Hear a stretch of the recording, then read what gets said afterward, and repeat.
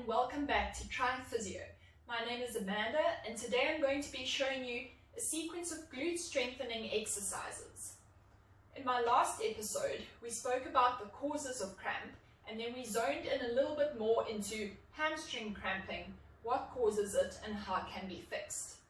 At the end of the video I said that we'll be going through a 3-phase glute max strengthening program, which will be this video and the next 2 consecutive videos. If you've missed the last video, please go back. I've attached the link over here. Go and watch it just so that you can fill yourself in about what we spoke about last time. Firstly, before we go any further, if you haven't subscribed to my channel, please do so. This just helps me to grow my channel, to keep providing you with physio-related information for triathletes and many different running, cycling and swimming injuries. You'll see the little subscribe button down below on the left hand side of the screen. Please hit that and the bell button next to it. This just allows YouTube to notify you when I've released my next video. So the first phase of the glute strengthening program runs from 0 to 4 weeks. In this phase, we want to focus on isolated muscle recruitment. This means that we're not doing complex movement patterns where it's difficult to keep your balance and there are lots of body parts moving at once. We make the exercise very simple and we're only going to target the glute max muscle. So in the beginning, these exercises may seem very simple and very easy and not very taxing, but I really want you to concentrate on feeling your glute max contract. If we have a look at the function of the glute max muscle, we can see that it has lots of different muscle fibers, which means that there are various different functions for this one muscle. This muscle is able to abduct your hip, which means you move your hip out to the side. It's able to extend your hip as well as rotate your hip. So to be able to effectively target this muscle, we need to ensure that we are incorporating all those movements within these exercises. I'm going to start by showing you how your first or second week of these exercises would go. And then I'm going to give you examples of how you can progress these exercises in the 3rd and 4th week when the first 2 weeks start becoming relatively easy. As I said in the following 2 videos, I will then take you phase 2 of the strengthening and then phase 3. It's about a 12-week program and it's just designed to be able to strengthen your glute to stop your hamstring from cramping and working so hard. So let's get straight into it. I want you to get a theraband. I've just taken one of the long therabands and I've tied it together in a circle. The first exercise we're going to be doing is going to be working without the band, but the band will come into play in the 3rd and 4th week of your exercises when you're trying to make it a bit harder. So first I'll show you the basic exercise and then I'll show you the progression afterwards. So the first exercise is what we call a clam. You're going to get into a side lying position with your hips at 45 and your knees at 45 degrees. Put your hand on your hip.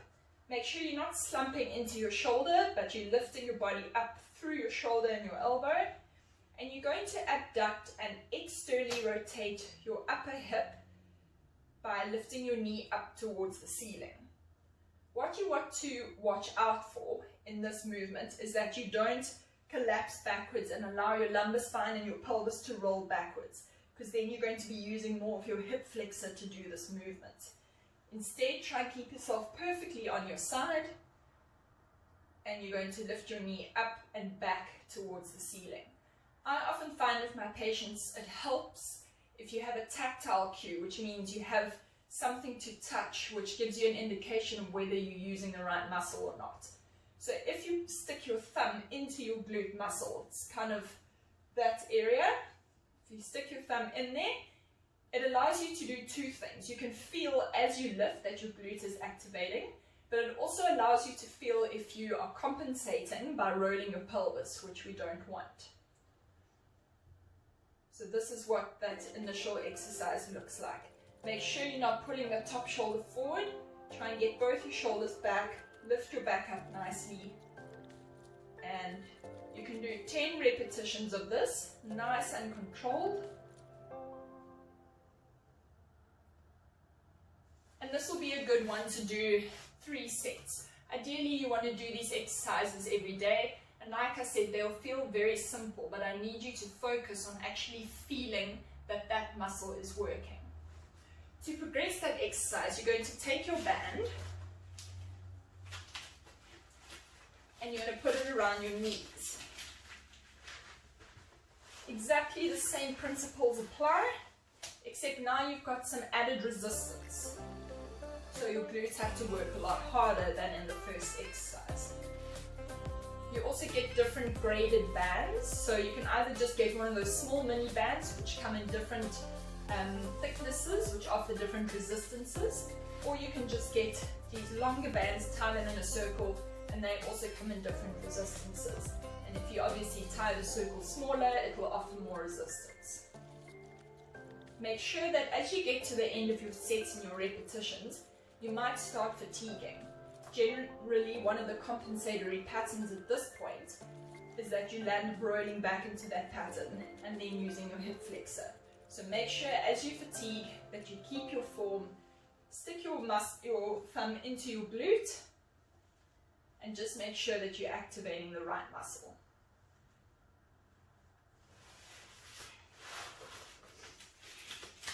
So that's the first exercise of our phase 1. The second exercise, you're going to need a pillow. You're going to place this pillow under your hips, lying on your tummy. You can just place your forehead down on your hands.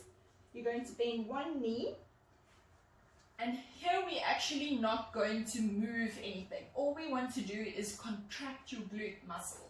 So in this area, you almost want to picture putting a 10 rand, dollar, whatever currency you have, note almost between your glutes, as though you're trying to squeeze that note together if someone was pulling it out. So that's the movement we want to do. We're not going to be moving any body part, you're just going to be squeezing your glute. I hope that you can see this in the video. You can just see that my glute is contracting. You're going to do this in a relaxed position. And you're going to hold this for 10 seconds, and you're going to do it 10 times. As this exercise gets easier and easier and you're able to hold that quite comfortably, you can then introduce active movement. Active movement just means that you are moving a body part. So now we're going to be using our glute max to extend our hip.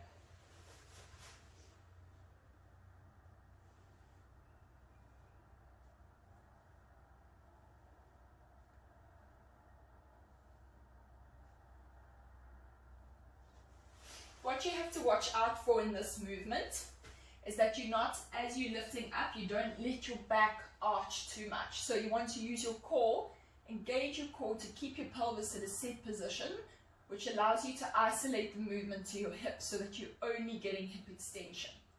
You want to think about a rope pulling your foot straight up to the ceiling so that you're not going that way and you're not using your hamstring too much to pull your knee towards you.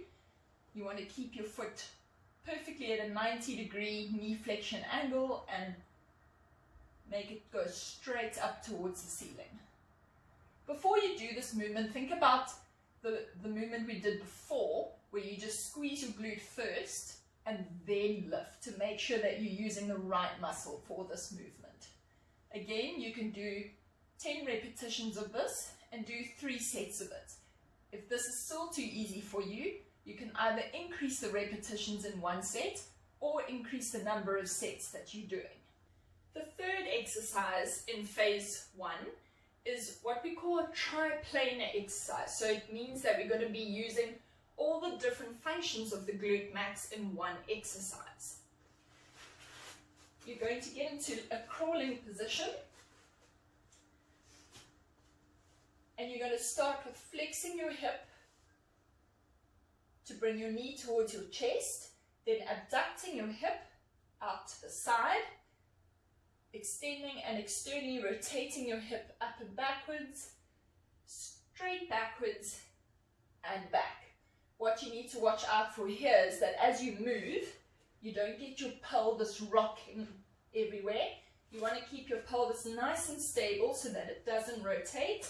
By activating your core, keep it stable, and then you can isolate the movement just to your hip, knowing that you're only using your glute max muscle.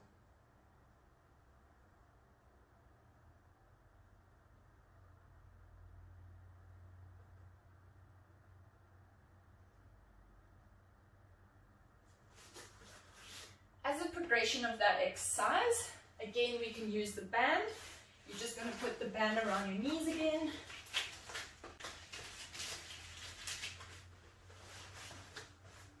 And you're going to repeat the same exercise, just with added resistance.